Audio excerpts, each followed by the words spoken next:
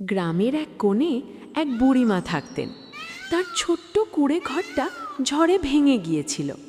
একদিন তিনি বসে বসে ভাবছিলেন, এবার আমি কিভাবে নতুন ঘর বানাবো।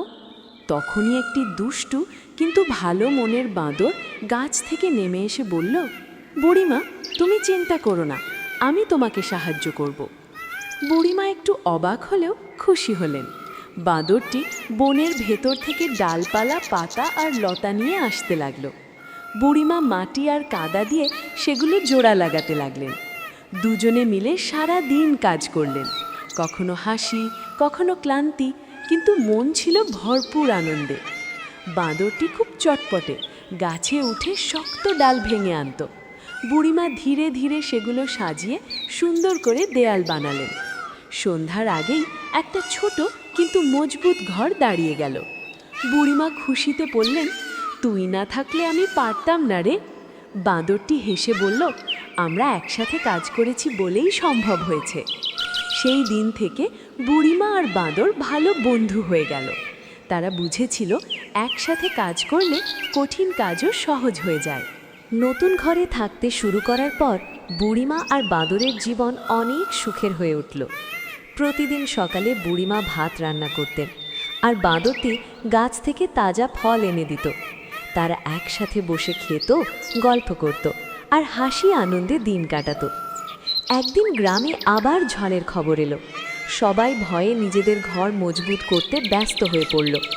বুড়িমা একটু চিন্তায় পড়লেন, আমাদের নতুন ঘরটা কি এই ঝড়ে টিকবে? বাঁদরটি আত্মবিশ্বাসের সাথে বলল, আমরা তো শক্ত করে বানিয়েছি, কিচ্ছু হবে না। ঝড়ের রাতে প্রবল বাতাস আর বৃষ্টি শুরু হলো। গাছ দুলতে লাগলো, টিনের ছাউনি উড়ে গেল অনেকের ঘরের, কিন্তু বুড়িমা আর বাঁদরের ছোট্ট ঘরটি শক্তভাবে দাঁড়িয়ে রইল। তারা ভেতরে বসে একে অপরের হাত ধরে সাহস পেল। পরদিন সকালে দেখা গেল গ্রামের অনেক ঘর ক্ষতিগ্রস্ত হয়েছে। সবাই অবাক হয়ে বুড়িমার ঘরের দিকে তাকিয়ে রইল। তখন বুড়িমা বললেন, এই ঘর শুধু মাটি আর কাঠ দিয়ে নয়, বন্ধুত্ব আর পরিশ্রম দিয়ে বানানো। তারপর থেকে গ্রামের লোকজনও একে অপরকে সাহায্য করতে শুরু করলো। বাঁদর আর বুড়িমা সবাইকে শেখালো, একসাথে থাকলে কোনো বিপদই বড় নয়। একদিন গ্রামের কয়েকটা ছোট বাচ্চা বুড়িমার কাছে এসে বলল, ঠাকুমা, আমাদেরও শেখাও কিভাবে এমন মজবুত ঘর বানাতে হয়। বুড়িমা হেসে বললেন, শুধু হাতের কাজ জানলেই হবে না, মনটাও ভালো রাখতে হবে। বাঁদরটি তখন লাফিয়ে উঠে বাচ্চাদের দেখাতে লাগলো কিভাবে ডালপালা বেছে নিতে হয়, আর সবাই হেসে উঠল। ধীরে ধীরে বুড়িমার ছোট্ট ঘরটা গ্রামের সবার জন্য একটা মিলনস্থল হয়ে উঠল।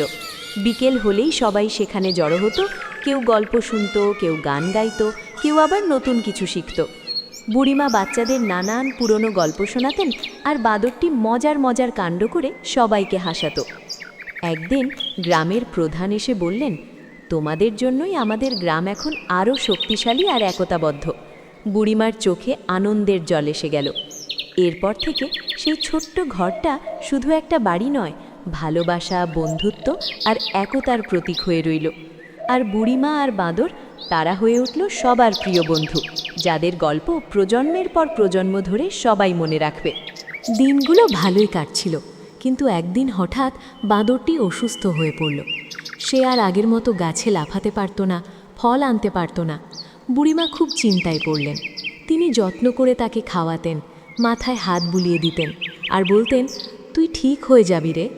কিন্তু দিন যত গেল বাঁদরটির শক্তি তত কমতে লাগলো। এক সন্ধ্যায় আকাশে লাল সূর্য ডুবে যাচ্ছিল। বাঁদরটি চুপচাপ বুড়িমার পাশে শুয়েছিল। সে মৃদু হাসি দিয়ে বুড়িমার দিকে তাকিয়ে রইল। বুড়িমার চোখে জল চলে এলো। তিনি বললেন, আমাকে ছেড়ে যাস না রে, তুই তো আমার একমাত্র সঙ্গী। বাঁদরটি ধীরে ধীরে বুড়িমার হাতটা শক্ত করে ধরল, যেন শেষবারের মতো ভালোবাসা জানাচ্ছে। তারপর একসময় সে আর নড়ল না। বুড়িমা স্তব্ধ হয়ে বসে রইলেন। চারপাশে নীরবতা নেমে এলো। সেই ঘর যেটা একসময় হাসি আনন্দে ভরে থাকত, আজ যেন শূন্য লাগছিল। পরদিন গ্রামের সবাই এসে বুড়িমার পাশে দাঁড়ালো।